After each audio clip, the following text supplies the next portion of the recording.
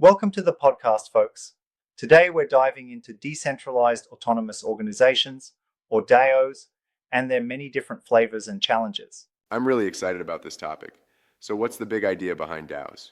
Well, the core idea is that DAOs are governed by smart contracts on blockchains, which means they're automated, transparent, and let all token holders have some say in how things run. They're basically a way to solve the traditional principal agent problem because instead of one central authority, decisions are made collectively.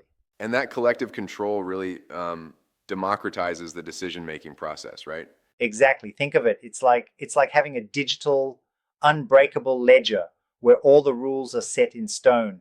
Once deployed, there's no room for sneaky changes without the members' consensus. So members join by buying a native cryptocurrency, and that gives them voting rights through tokens, correct? Yep, that's the trick. That's how funding happens too. Token issuance helps raise a DAO's treasury. Each token is linked to voting power, often using token-weighted voting, we might say. Yeah. That also leads us into the interesting world of types of DAOs. Ah, yes, IDK, which one's over here? It's like there are so many, right? Totally.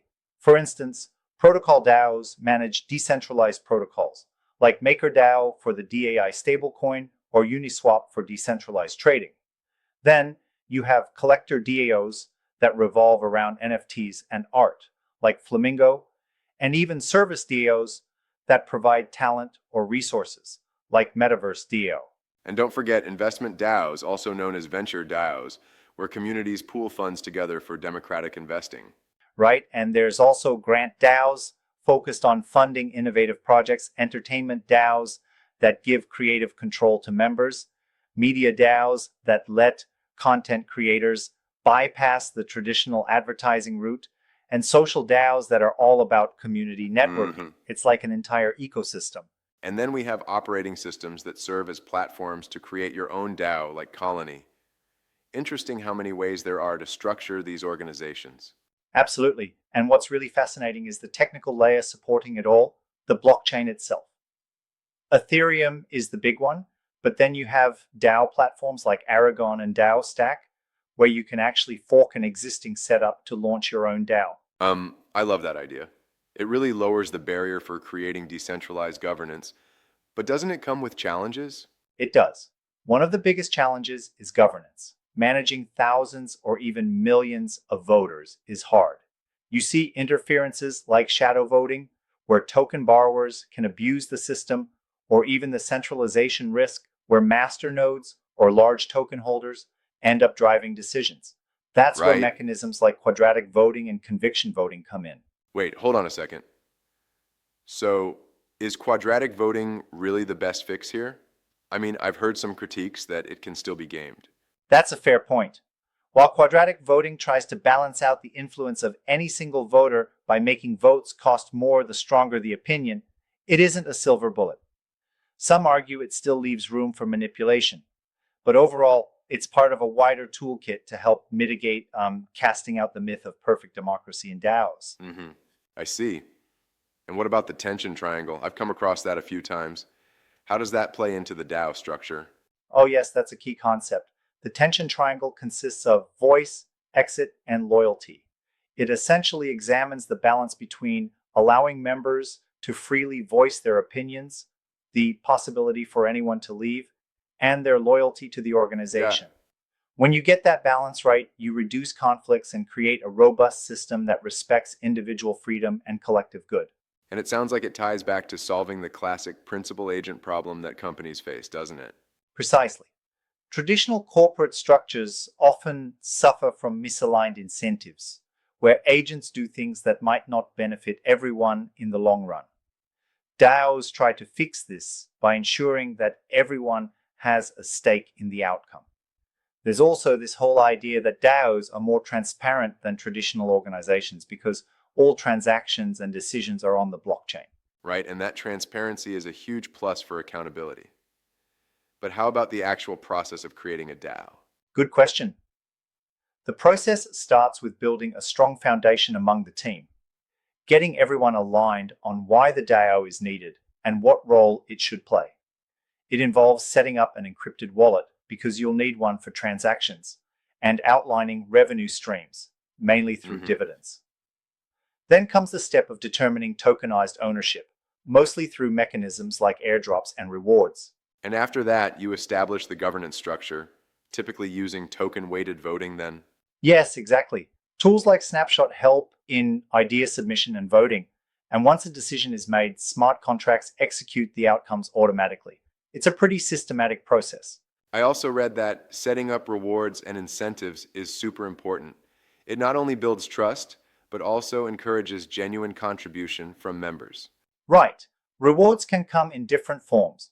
Native tokens that might not have immediate market value, but represent ownership, or even direct cryptocurrencies like ETH.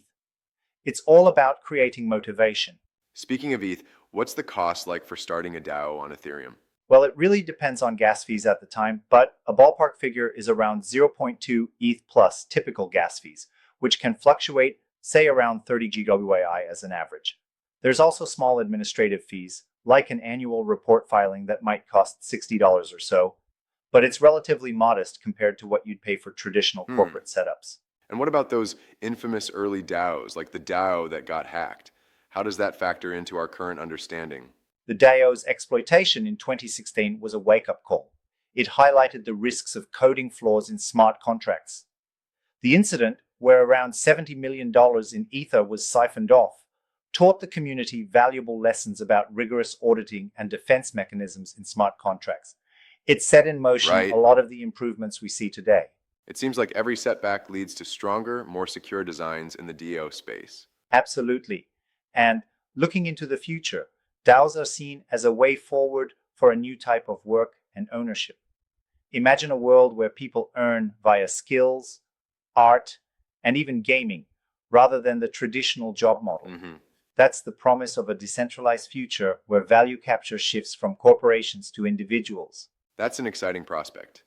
But do you think we'll see DAOs completely replace traditional organizations anytime soon? I think it's more of a coexistence right now. While traditional organizations still have a strong foothold, the trend is moving towards more democratic and transparent structures.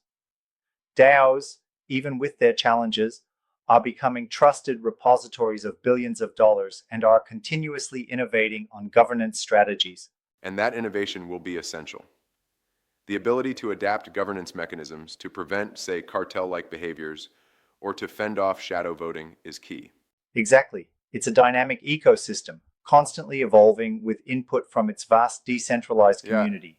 And as more theory and empirical study back these innovations, we'll only get better at balancing those tensions: voice, exit, and loyalty. One thing that stands out to me is how DAOs are not just about technology. It's about rethinking the entire notion of work and ownership in our digital age.